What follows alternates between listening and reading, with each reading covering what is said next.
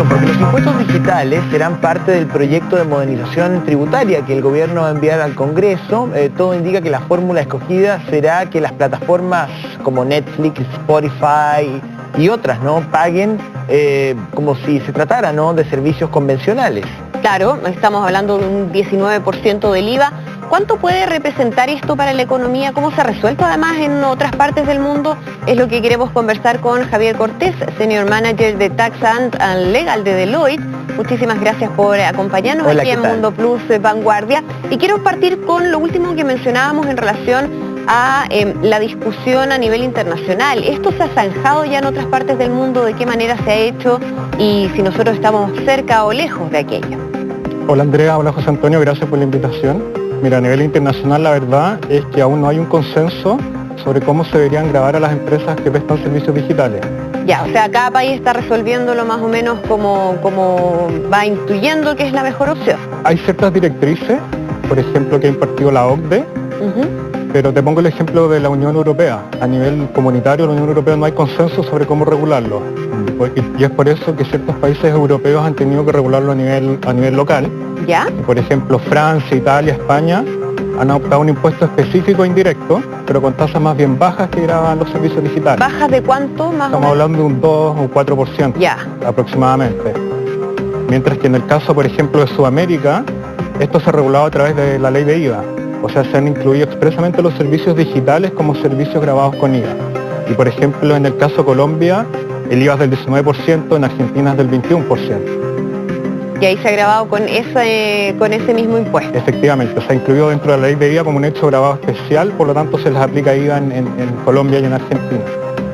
Ahora, me gustaría preguntarte, ¿cuál es el sentido? Porque la verdad es que la economía digital, uno de los aspectos más llamativos y particulares que tiene, y es porque se ha desarrollado también de esa manera, es precisamente tener aplicaciones tributarias muy distintas, o no pagar definitivamente impuestos, o pagar mucho menos. Entonces, ¿cuál es el sentido de gravar un servicio que ha crecido y que tiene características muy distintas a la economía presencial? Es verdad lo que dices, o sea, la forma en que se presta el servicio es completamente distinta a lo que estábamos acostumbrados, ya que en general son servicios inmateriales que se prestan a través de plataformas online, pero lo que se busca en realidad es un poco nivelar la cancha con las empresas que sí están constituidas formalmente, de manera de que ambos estén sujetos a una tributación en el país donde se está prestando el servicio. Aunque sean servicios distintos, porque hay algunos servicios, no sé, de streaming u otros, que no tienen competencia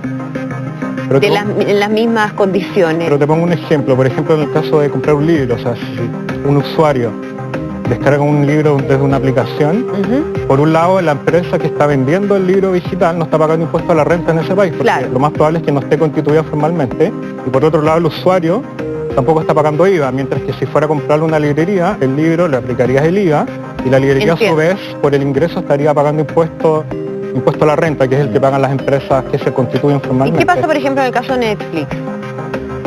Bueno, en el caso de Netflix lo que se busca también es que estas empresas paguen impuestos, porque en general el problema de los servicios digitales es que como se prestan de forma remota, hoy día están fuera de la tributación en todos lados. Por supuesto. Están fuera de la tributación local, pero en general están fuera de la tributación... Pero imagino que tributarán en Estados Unidos, ¿no? Tributan en su país de origen. Claro, tributan en su país de origen por las rentas que perciben desde el exterior. Y tienen, me imagino, bienes inmuebles, dependencias, en fin. Claro, oficinas. Claro. Es que ahí depende, porque va a depender un poco de dónde estén constituidas. Muchas veces no están constituidas en Estados Unidos, sino que tienen oficinas en paraísos fiscales. Por lo tanto, hay muchos casos en que están escapando la tributación en la mayoría de los países.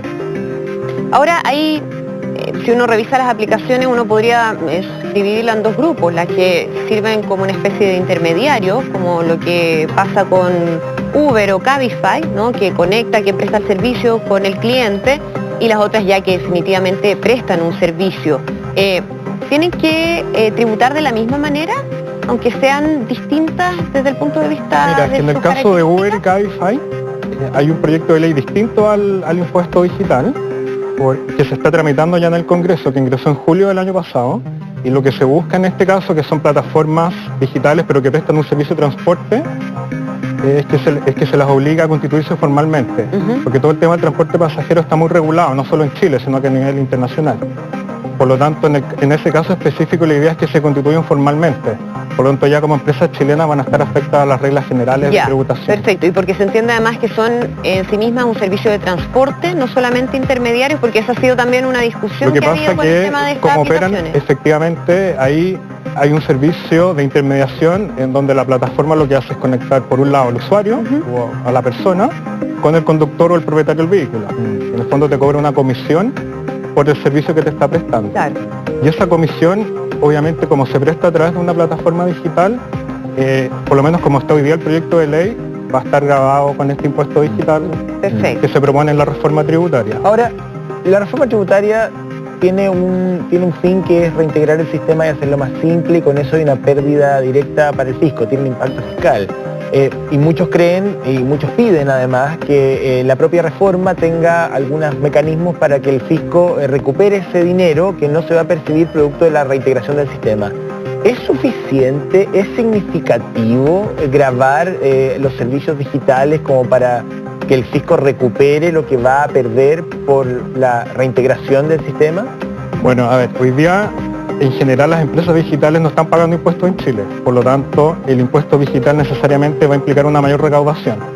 Ahora, las estimaciones que se han hecho son, dependiendo de la tasa y si finalmente se graban con IVA, con un impuesto específico, las estimaciones son que se van a recaudar entre 60 y 100 millones de dólares adicionales. Ahora, probablemente esto no alcanza a cubrir lo que se va a dejar de recaudar por la reintegración del sistema. Ya. Hay que buscar otros mecanismos además del impuesto digital. No se alcanza a netear ahí. No. Ahora, ¿qué pasa con de dónde va a salir esa diferencia que se va a producir por el impuesto, ¿no? La idea, han dicho desde el ministerio, es que se comparta entre quienes administran o entregan estos servicios y los clientes, pero uno podría pensar que finalmente siempre ese costo lo va a asumir el cliente.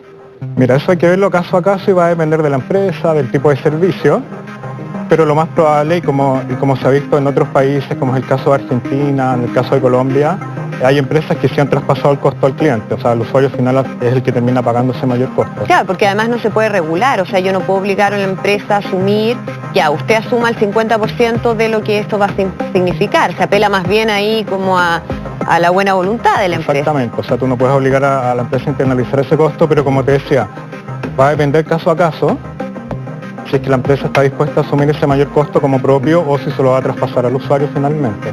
¿Cómo lo han resuelto otros países? Yo sé que lo mencionamos al principio de la entrevista, pero sería bueno entrar en detalle quizás. Mira, en el caso de... Vamos a casos cercanos. Claro, eso es lo que iría, ir a lo mejor a América Latina. En el caso de Colombia, en el caso de Argentina, en ambos casos, esto se incluyó dentro de la ley de IVA, a partir de más o menos mediados del 2018. Ya, por lo tanto, es un servicio grabado con IVA, pero hay un problema práctico en relación a este tipo de servicios, porque los consumidores son muchos. Por lo tanto, hay un tema de difícil fiscalización al haber un universo tan grande de contribuyentes. Por lo que en general se establece que son, como estos servicios se pagan a través de medios de pago electrónico, como se presta, claro, tarjeta de crédito. Al final se obliga a las tarjetas de crédito o a los operadores de esos medios de pago, se los establece como el agente retenedor, que son los obligados a retener y declarar este impuesto. Claro, a diferencia de lo que pasa, tú decías, en algunos países de Europa, donde se establece un impuesto específico para ese tipo de aplicaciones. Establece un impuesto específico que no es IVA, pero que grava la transacción y que generalmente es más bajo. No hay ni un país hoy día que mantenga tasa cero como nosotros. Estados Unidos no tiene un impuesto digital.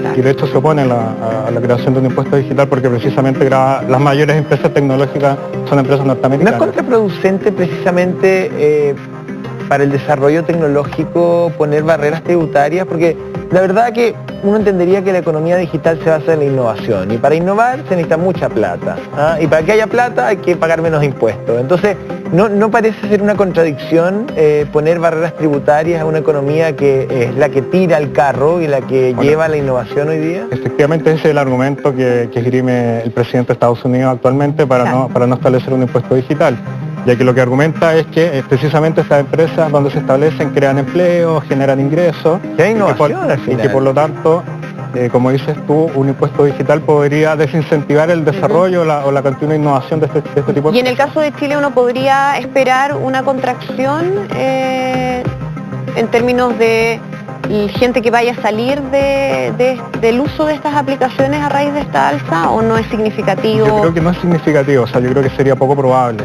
que eso hayan afectado.